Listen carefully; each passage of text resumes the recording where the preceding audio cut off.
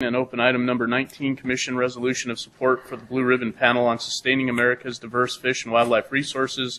Chairman Drew and Wildlife Diversity Division Administrator Jennifer Newmark, for possible action. The Commission will consider and may approve a resolution of support for a recommendation of the Blue Ribbon Panel that Congress dedicate reliable annual funding from existing revenue towards implementation of the state's Wildlife Action Plan and state-derived conservation. With that, we will flip over and have a short PowerPoint presentation by Ms. Newmark, and then I'll talk about the resolution and some of the statements in that, and we'll go from there.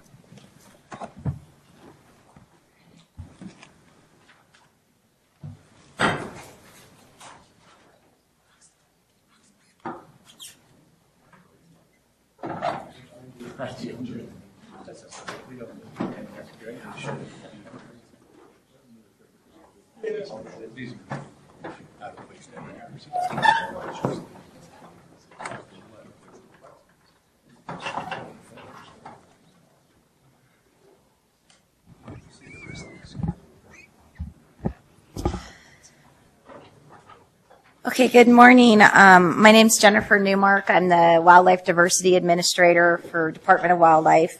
And I just have a short presentation on some of the things that we talked about at the last commission meeting and the Blue Ribbon Panel recommendations, and then I'll turn it back over to Chairman Drew. So at the, and I should also say that a lot of this background information and the information that I'm going to be talking about is really in support for the whereas statements portion of the resolution, and I've sort of ordered it in that way so that you can kind of follow along in that manner. So in 1937, Congress passed the Pittman-Robertson Act, and this really provided funding from hunters and recreational shooters in the form of an excise tax to departments of wildlife around the country to manage wildlife. Later, the same funding model was used to include sport fish with Dingell-Johnson Act, and later the Wallet-Burrow Amendment. I'm not sure I'm pronouncing that last name correctly. These funding sources were dedicated to the states. They provided states with the management of their species, and it really was successful and helped with the recovery of many game species that had been depleted earlier in the century. This is a remarkable success story, and we can see that in the health of our populations of many of our species, but it was focused on just a small proportion of the species. So in 2001, recognizing that there was a need for a broader funding model, state and tribal wildlife grants were introduced. This gives the states approximately $50 million annually, and what that works out for is about $800,000 for Nevada.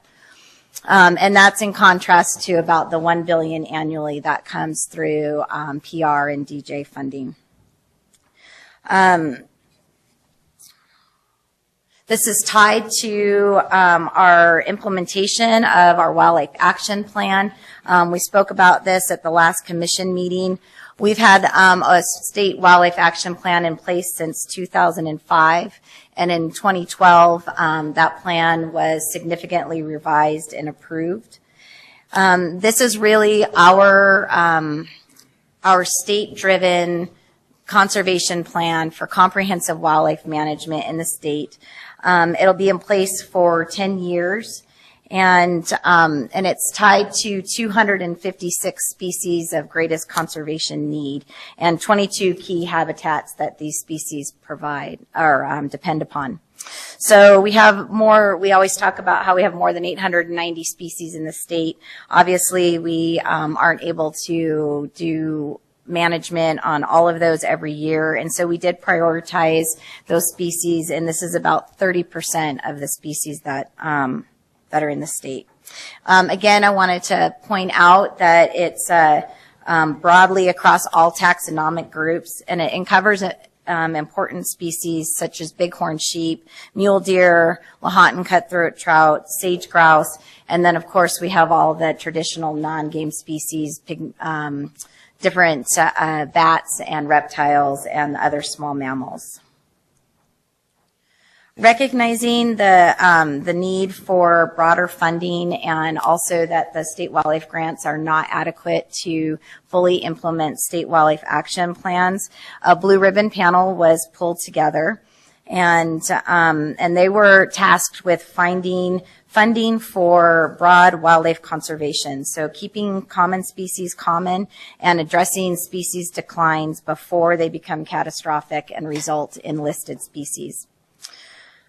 These 26 people that you see here represent business, they represent industry and conservation groups, and they spent a year examining the needs, weighing all the options before they came to their recommended solution, which is that Congress dedicate $1.3 billion annually in existing revenue to the states for broad wildlife conservation. Some important pieces of this that to keep in mind is that this would be a dedicated funding source. So right now, state wildlife grants are an annual appropriation from Congress, and every year we have to, hope and pray and request and go in there and lobby for those to continue. So this would be dedicated. It would be sustainable. And it would the funding would complement all the other funding sources and really close the gap on comprehensive conservation of wildlife. Again, it was tied to implementing our state wildlife action plans. And so the $1.3 billion number comes from a study that showed that we would be able to implement 75% of the state's wildlife action plans with that funding. And that would result in approximately $20 million for the state of Nevada. And then also to point out that with that federal dollars, there will be a requirement for states to provide, at this point, they're recommending 25% state match. And that's going to be a challenge for us to be considering how we provide 25% match to $20 million. And with that, I will turn it back to Chairman Drew for the resolution statements. I think let's switch back to the table, and we'll leave the PowerPoint up, and I can talk from.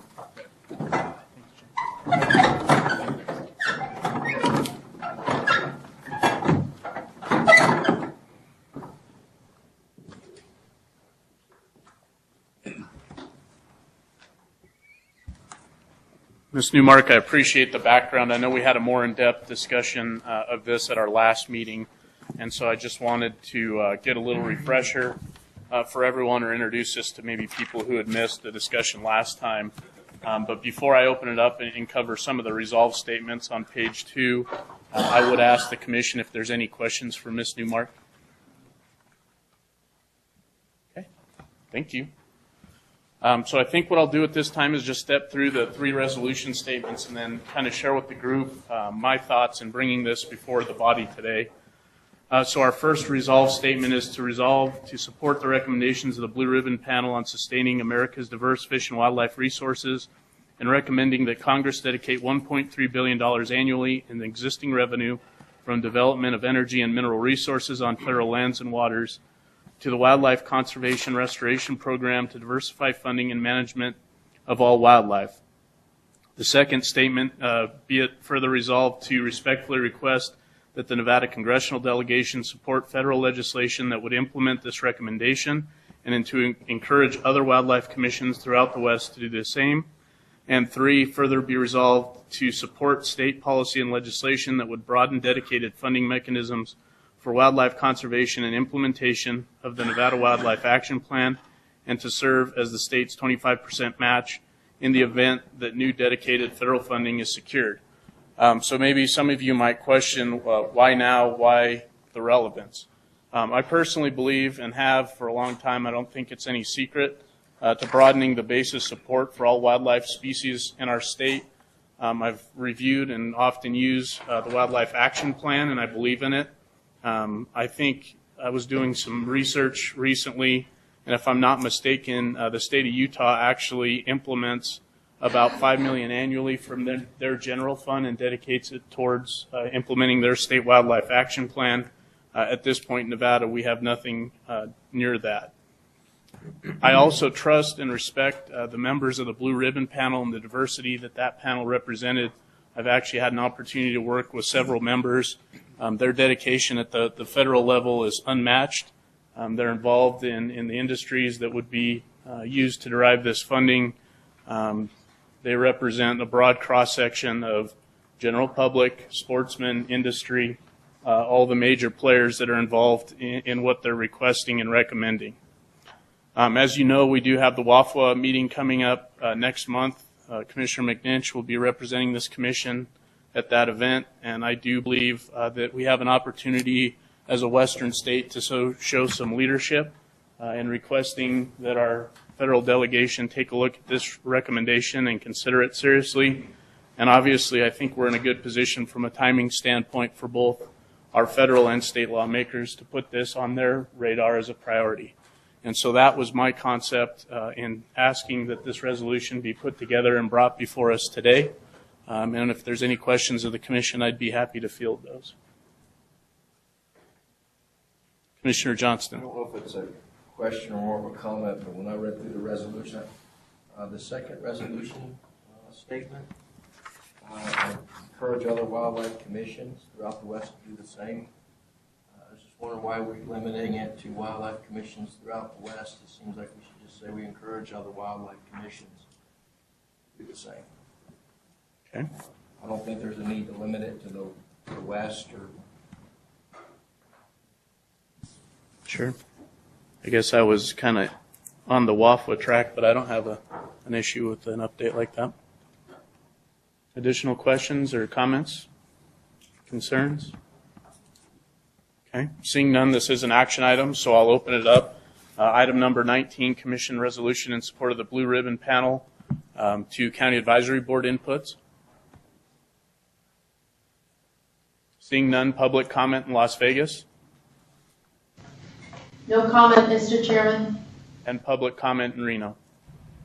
We have comment in Reno, Mr. Chairman. Hello, this is Karen Taylor, Washoe County resident. I appreciate the Department of Wildlife and the Nevada Board of Wildlife Commissioners in their endeavors to bring money to wildlife in Nevada. I'm particularly excited that we could bring this kind of money for wildlife. It does open up the idea that the dreaded 98% will get to participate more in the say on how we manage wildlife. As a board member of Nevada Wildlife Alliance, we are looking at this fast and furious. We are very interested in being a part of trying to raise, I'm not going to say an amount, but somewhat of that over $6 million that needs to be brought to the state. Anything that we can do, please let us know. Thank you. Okay. Additional public comment in Reno? No more comment in Reno. And public comment in Elko. Item 18. Okay. Seeing none, I'd bring it back to the commission for further discussion. Commissioner McNinch. Thank you, Mr. Chairman. So, So not a, just a comment from the standpoint that I really appreciate the department and you, Commissioner, Chairman Drew, for putting this together. I think it's a very progressive thought, and it's I can't tell you how much I appreciate it. I think everybody in the room knows how much, my thoughts on this. I won't go back into them. It's, to me, it's the most important opportunity we've had from a broad funding standpoint since 1937, and I think it's one of the most important things that we'll ever do is to help set that pace. And I appreciate your leadership and the department's leadership in putting this together, and it's an exciting time. Thank you. Additional comments or discussion? Seeing none, I would entertain a motion. It's an action item. Mr. Chairman, I'll make a motion that we approve the resolution 2016-1 as presented with the removal of the limitation of throughout the West in the second resolution, and just make it open to all wildlife. Second. I've got a motion by Commissioner McNinch and a second by Commissioner Wallace to adopt proposed commission resolution number 2016 regarding the recommendations of the Blue Ribbon Panel with one change, and that be on page 2. The second resolve statement we would strike throughout the West and simply make that applicable to all wildlife commissions in the country. Are there any questions or discussion on the motion? Seeing none, all those in favor, please signify by saying aye. Aye. All opposed, motion carries 8-0. With that, we'll close agenda item 19. Appreciation to Ms. Newmark for the help on that. And we'll open agenda item number 20, amendment of biennial fiscal year 2016 and 17 Upland Game Release Plan, Wildlife Staff Specialist Sean Espinoza for possible action. The Commission will hear a request to amend the biennial Upland Game Release Plan for fiscal year 2016 and 2017 to consider additional release locations for wild turkey. Mr. Espinoza, good afternoon. Good afternoon, Chairman Drew. Thank you, Sean Espinoza, for the record, Upland Game Staff Specialist, Game Division. This modification or amendment is basically just to add one potential release site for Miriam's turkeys in the North Snake Range or Mount Moriah Hunt Unit 114. This takes advantage of available source stock within Great Basin National Park and Hunt Unit 115. Initial discussions with both the park and the Forest Service has been favorable, both from a capture and translocation perspective. So we just wanted to bring that to the Commission's attention. Questions for Sean or comments by the Commission? Commissioner Bliss? Thank you, Chairman Drew. Sean, I appreciate this work being done with the turkeys. It's White Pine County, the residents of White Pine County are really interested in having additional turkeys throughout White Pine County. I think it is a really good opportunity for sportsmen for a spring type hunt, and I think there's several locations within White Pine County and several counties around our state that we can put turkeys. I don't foresee it being a real expensive deal to go forward with in trying to find other locations. I did bring some suggestions from some residents of White Pine County to the department. I sent some on to Brian about other locations throughout the Shell Creek Range, from Duck Creek all the way north, both sides of the mountain. And I'm curious why maybe we don't have any more release sites planned that we could have augmented this year in some of them other sites that I feel like could be well used and provide that opportunity. And I'll just be real honest. I'm really nervous that if we're not proactive going forward with putting turkeys in places, that there may be turkeys show up in places, then they might not be the kind of turkeys you want. And so I would hope that in the future we can maybe look into some more of these turkey release sites throughout our state. Sean, I don't know if you had anything, but Brian, you might have a statement. Sure, I can formulate a response to that and then turn it over to Brian, but thanks for the question, Commissioner Bliss. It's something that we take pretty seriously, and we kind of look at each release site and evaluate what's there from a forward standpoint. But then we also look at, what is the population of other things that are there, other game birds that may be on the landscape. One thing that's unclear to us is when you introduce a species like turkey, what effect that might have on the native population of upland game birds that are there currently. And one thing that we're concerned with to a degree is blue grouse or dusky grouse.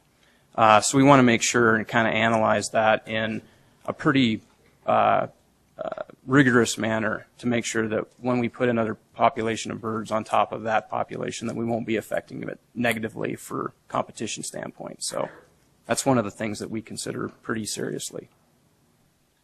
Brian. Thank you. Thank you, Sean. Mr. Chairman, Commissioner Bliss. The list that you shared with me of possible locations, we've also shared that with our field staff. And as Mr. Espinoza pointed out, there is some initial concern about some of those areas, but we're not, we haven't thrown the list away. We still have that list. We're going to continue to consider those locations, and we will continue to evaluate those. We are going to continue to look for opportunities to, where appropriate and where we can get the cooperation of everybody involved. Turkeys tend to be a fairly low-risk species when we engage in, some activities like relocation of bighorn sheep. The risk and the expense is dramatically higher, and so we are looking for opportunities where we can do that, but we want to ensure that we're not going to make any errors as we go forward.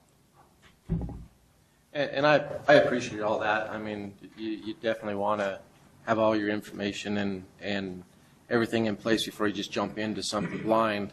But on the other hand, the Shell Creek Range is a huge range, and I don't think, 1,000 turkeys are going to hurt anything. Myself, it's huge, and I've been in a majority of the canyons on both sides of that range, and you guys would know better than myself, but I think a few turkeys throughout that range wouldn't have much of an impact on anything myself, but I'll leave that up to you guys.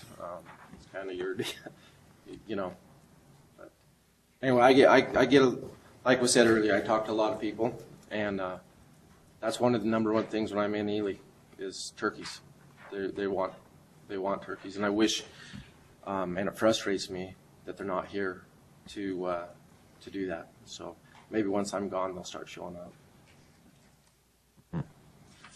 Additional questions or comments by the Commission? Commissioner Valentine? Thank you, Chairman.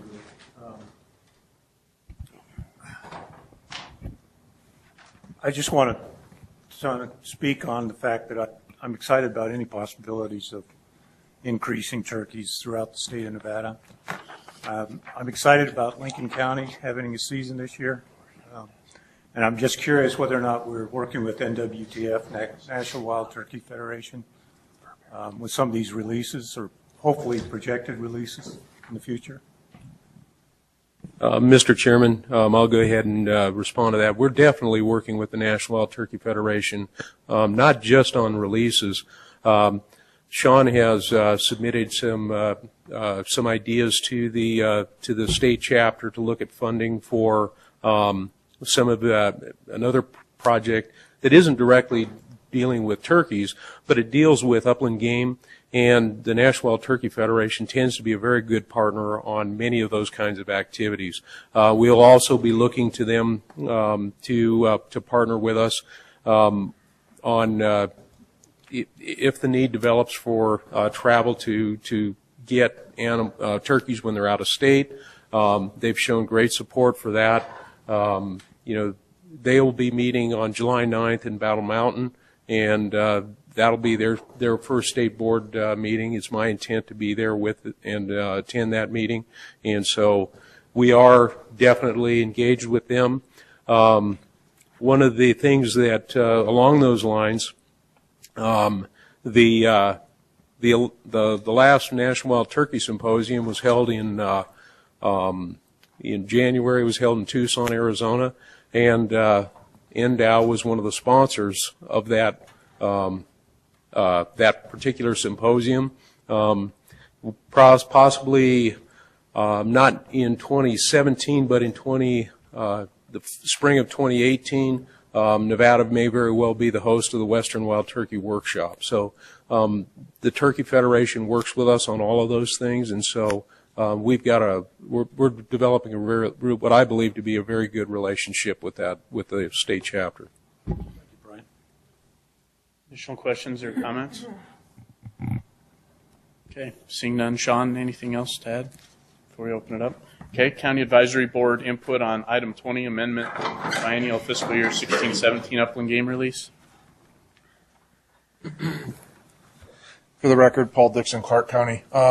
Question to you guys to consider and to ask back into deliberations, hopefully, or just to consider is that both at Mason Valley and Overton, we've had a lot of predation by skunks, foxes, raccoons on nesting hens. And so you see a disproportionate number of jakes and toms in any one population because of that. And so my question is, and I didn't see in the plan, what sort of predator management are we doing as we're doing these releases in an area for these small predators that really impact the growth potential of these populations? That was my question. Thank you. Okay, additional County Advisory Board inputs. Mr. Shea? Sean Shea, Washoe County. I just wanted to say we are, all of us were in favor of this amendment. So. Anyone else? County Advisory Boards? Okay, public comment in Las Vegas on item 20. No. No comment, Mr. Chairman. Thank you. And Reno? No comment, Mr. Chairman. Okay. And Elko? Public comment, item 20. Seeing none, I'll bring it back to the commission. Any further discussion or question?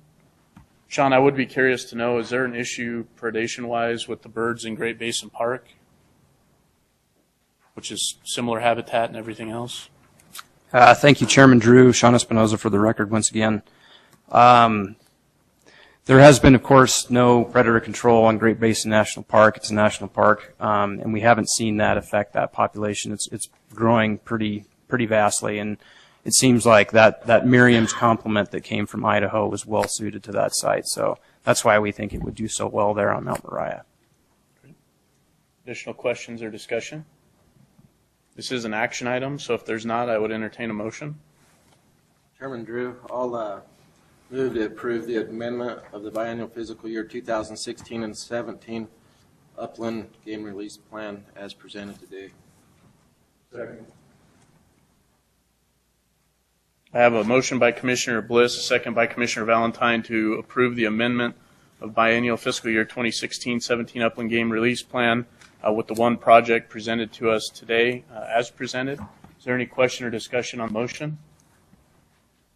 Seeing none, all those in favor, please signify by saying aye. Aye. All opposed? Motion carries unanimously. Thank you, gentlemen. We'll close agenda item 20.